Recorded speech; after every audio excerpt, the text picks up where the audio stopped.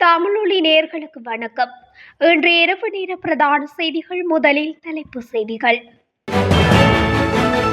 சிறை உணவை தவிர்க்கும் தேசப்பந்து எடுக்கப்படவுள்ள முடிவு. பேருந்து முச்சக்கர வண்டியும் மோதி விபத்து, 4 வைத்தியசாலையில்.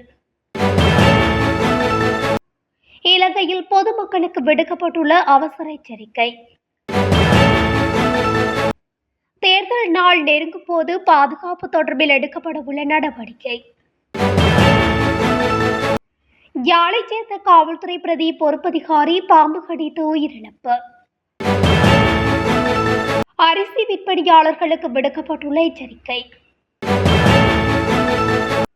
சுற்றுலா பயணிகளின் எண்ணிக்கையில் ஏற்பட்டுள்ள மாற்றம். யோசிதவுடன் சென்ற மனைவி உள்ளிட்ட குழுவினர் இரவு விடுதியில் நடத்திய தாக்குதல், பாதுகாப்பு உத்தியோகத்தர் படுகாயம். கட்டுநாயக்க விமான நிலையத்தில் 2 கைது. தொடர்பான விரிவான செய்திகள்.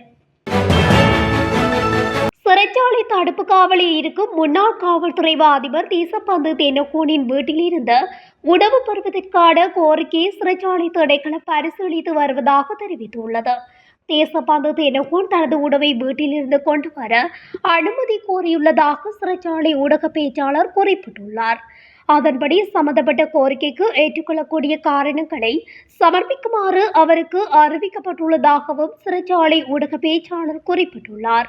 காரணங்களை கருத்தில் கொண்டு தேசப்பந்து தென்னகோன் சிறையில் இருக்கும் போது அவருக்கு வீட்டில் இருந்து உணவு வழங்குவதற்கான சாத்தியக்கூறுகள் ஆராயப்பட்டு தேவையான நடவடிக்கைகள் எடுக்கப்படும் என்றும் ஊடக பேச்சாளர் தெரிவித்துள்ளார்.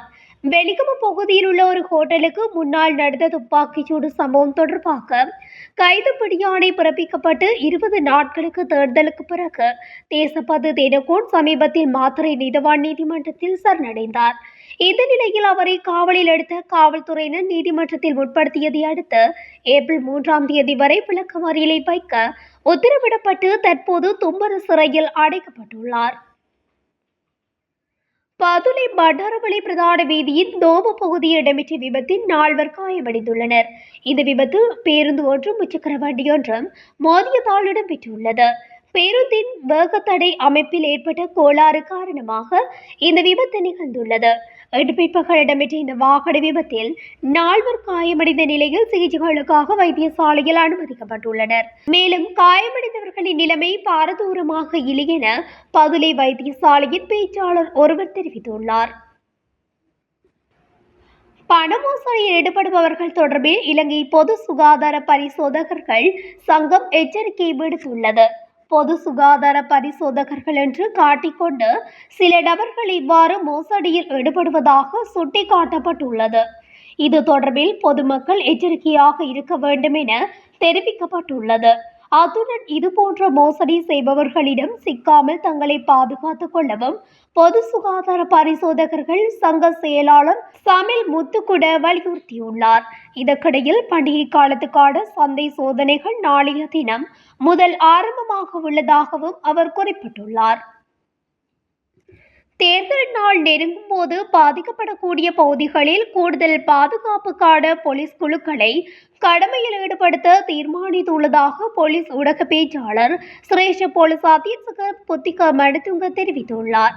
உள்ளூராட்சி மன்றங்களுக்கான தேர்தல் காலத்தில் முன்னெடுக்கப்படவுள்ள விசேட பாதுகாப்பு ஏற்பாடுகள் குறித்து தெரிவிக்கும் போதே அவர் இந்த விடயத்தை குறிப்பிட்டுள்ளார்.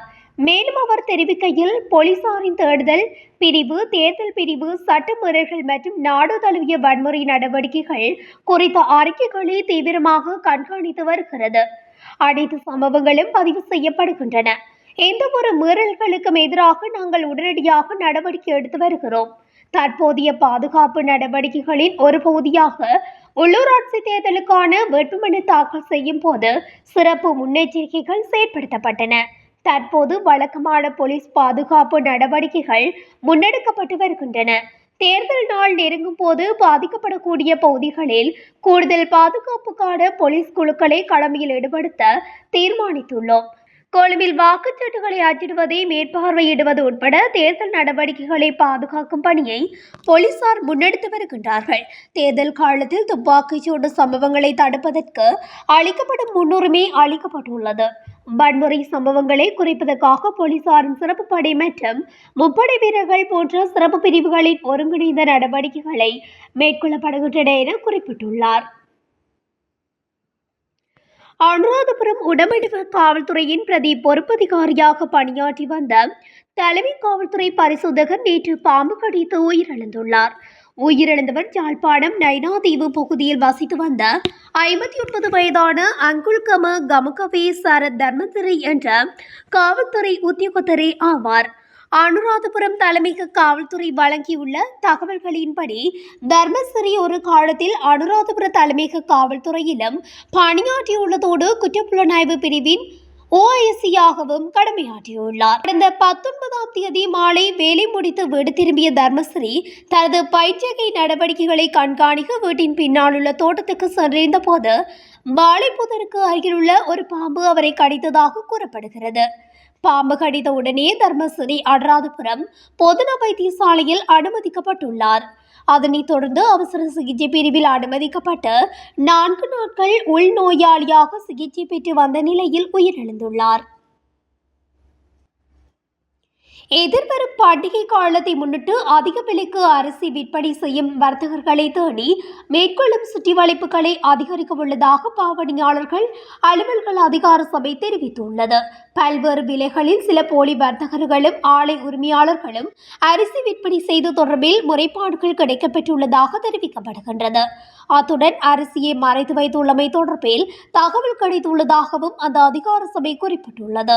அதே நேரம் தற்போது பச்சை அரிசி, நாட்டரிசி, சம்பா, கீரி சம்பா அரிசி ஆகியவற்றுக்காக இப்போது உச்சபட்ச சில்லறை விலை நிர்ணயிக்கப்பட்டுள்ளது. மேலும் இந்த வருடத்தின் கடந்த மாதங்களில் அதிக விலைக்கு அரிசி விற்பனை செய்த 500 பேருக்கு மேற்பட்ட வர்த்தகர்களுக்கு எதிராக நடவடிக்கை மேற்கொள்ளப்பட்டுள்ளதாக பாவனையாளர்கள் அலுவல்கள் அதிகார சபை தெரிவித்துள்ளது.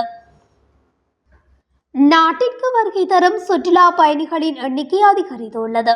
இதன்படி இந்த மாதத்தின் முதல் 20 நாட்களில் மாத்திரம் 1,48,983 வெளிநாட்டு சுற்றுலா பயணிகள் நாட்டுக்கு வருகை தந்துள்ளனர். இந்தியாவிலிருந்தே அதிக எண்ணிக்கையிலான சுற்றுலா பயணிகள் நாட்டுக்கு வருகை தந்துள்ளனர். மேலும் ரஷ்யா, ஜெர்மனி, இங்கிலாந்து, பிரான்ஸ், சீனா மற்றும் அமெரிக்கா ஆகிய நாடுகளில் இருந்தும் சுற்றுலா பயணிகள் நாட்டுக்கு வருகை தந்துள்ளதாக தெரிவிக்கப்படுகின்றது. கொழும்பு கொம்படி தெருவில் உள்ள இரவு விடுதியில் ஏற்பட்ட மோதலில் முன்னாள் ஜனாதிபதி மஹிந்த ராஜபக்சவின் மகன் யோசித ராஜபக்சவுடன் வந்த சந்தேக நபர்கள் 3 அடையாளம் காணப்பட்டுள்ளனர். கொழும்பில் உள்ள விடுதிக்கு சென்ற ஜோசித ராஜபக்ச அவரது மனைவி உள்ளிட்ட குழுவினர் குழப்பம் விளைவித்ததாக தெரிவிக்கப்படுகிறது.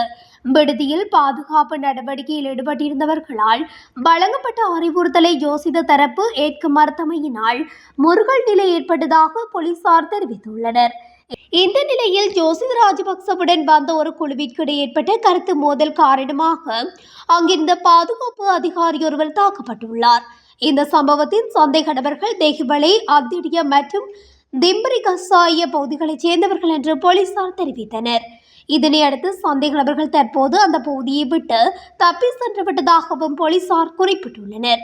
மேலும் சந்தேக நபர்களை கைது செய்ய விசாரணைகள் தற்போது நடைபெற்று வருவதாகவும் தெரிவிக்கப்படுகிறது. துபாயிலிருந்து கட்டுநாயக விமான நிலையத்துக்கு வருகை தந்த 2 போலீசார் கைது செய்துள்ளனர். சட்டவிரோதமாக நாட்டுக்கு சிகரெட்டுகளை கொண்டு வந்த 2 நபர்களே இவ்வாறு கைது செய்யப்பட்டுள்ளனர். விமான நிலைய அதிகாரிகளுக்கு கிடைத்த தகவலின் அடிப்படையில் நேற்று இரவு விமான நிலைய வருகை முனையத்தில் இந்த கைது நடவடிக்கை முன்னெடுக்கப்பட்டுள்ளது.